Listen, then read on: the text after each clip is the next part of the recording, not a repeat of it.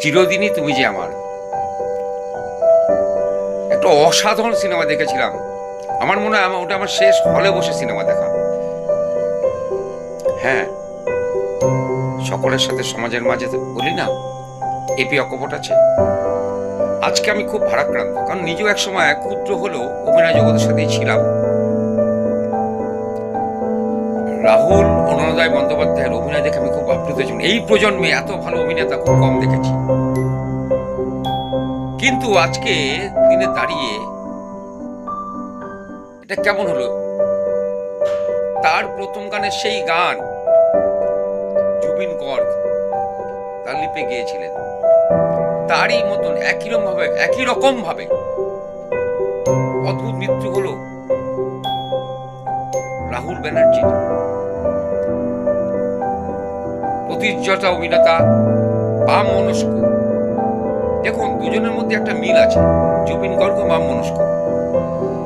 তার মৃত্যুর কিনারা আজও হয়নি।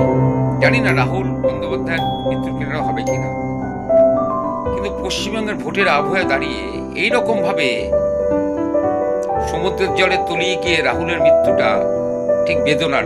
অনেক খবর করবো ভেবেছিলাম আজকে, কিন্তু আর করার মতন সেই মানসিকতা নেই, ভারাক্রান্ত মনে। তার মৃত্যুর খবর পাওয়ার পর তার সহ অভিনেতা অভিনেত্রীরা যখন ছুটে গেছেন, খবর পেয়ে কষ্ট পেয়েছেন, রাজ্যের মুখ্যমন্ত্রী দুঃখ প্রকাশ করেছেন, সেই রকমই তার এলাকার যিনি প্রার্থী সিপিআইএম এর বিকাশ রঞ্জন ভট্টাচার্য, তিনিও ছুটে চলে গেছেন তার বাড়িতে। কিন্তু বিষয়টা সেটা নয়।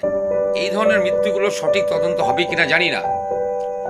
এরকম একজন অসাধারণ শিল্পীর এরকম মৃত্যু আমরা মেনে নিতে পারছি না। মাত্র 43 বছর বয়স ছেলেটির, অসাধারণ অভিনেতা, দক্ষতা, জ্ঞান সম্পন্ন। অনেক শিল্পীরা অনেক কথা বলবেন, তার সহ শিল্পীরা, কিন্তু আমরা যারা তাকে পর্দায় দেখি, সামনে দেখেছি, তাদের কাছে আজকে খুবই বেদনার দিন। এই অন্য খবর না করে আজকে রাহুলের এই মৃত্যুর খবর করতে খুব কষ্ট হলেও সামান্য বিষয় উপস্থাপন করব আমাদের এপি অকপট নিউজের মাধ্যমে। দেখতে থাকুন সকলের সাথে সমাজের মাঝে।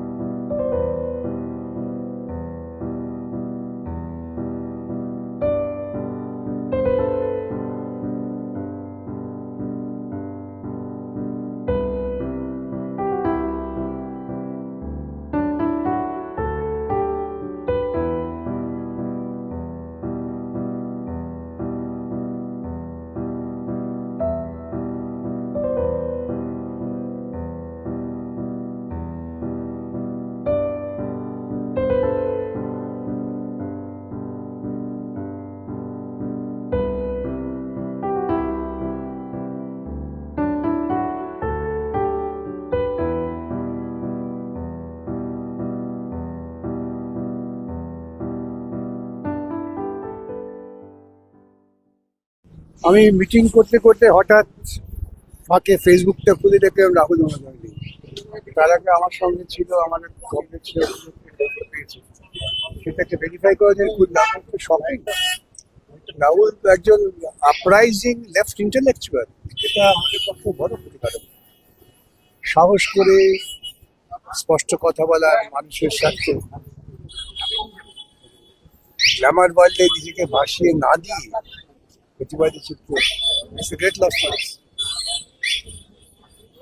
বুঝতে পারছেন ওটা বাচ্চা কখন আনা হবে কি আমি কিছুই জানি না, সুব্রত বা পার্থীরা বলতে পারবে। হসপিটালে আমাদের কর্মীরা ওরা গেছে, ওটা নাচই যায়, মান্নাচ হয়ে যায়। চেষ্টা করছেন ওখানে ওদের পাশে যতটা থাকা যায়। তো তার বেশি এখন অব্দি জানা যায়নি। স্ত্রী কি ওখানে আছে? না, সেটাও আপনি চেষ্টা করুন। এলাকারই বাসিন্দা আর রাহুল হ্যাঁ, এলাকার বাসিন্দা মানে রাহুলের সেটা সবচেয়ে বড় বৈশিষ্ট্য হচ্ছে এটা যে রুটকে কখনো বলেনি।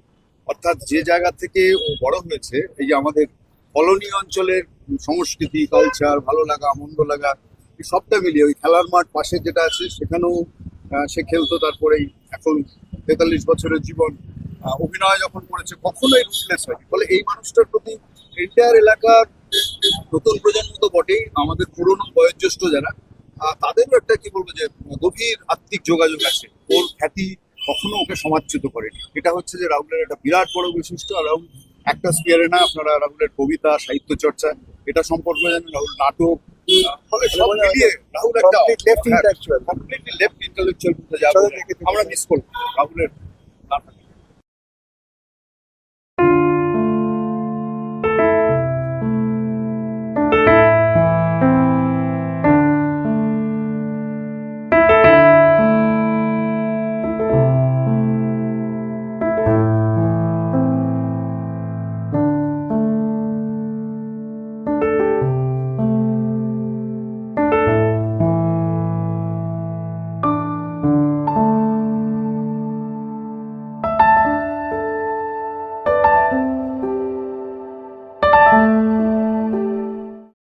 রাহুল দাকে দেখো না, রাহুল ঠিক আছে তো, আমাকে যেতে দিচ্ছে না। তাহলে আমরা এক্ষুনি একসাথে শুটিং করছিলাম, আধ ঘন্টা আগে আমরা একসাথে শুটিং করছিলাম, সমুদ্রে নেমে সমুদ্রে শুটিং করছিলাম আমরা। পড়ে গেল নাকি ও একা হঠাৎ করে? আমিও পড়েছি, দুজনেই পড়ে আমি গেছি। ঠিক আছি। রাহুল দাকে দেখো না, রাহুল ঠিক আছে তো, আমাকে যেতে দিচ্ছে না, আমাকে যেতে দিচ্ছে না বাবলু দা। ঠিক আছে, ঠিক আছে, আমরা দেখছি। ঠিক করে তোলো, আমি কথা বলবো।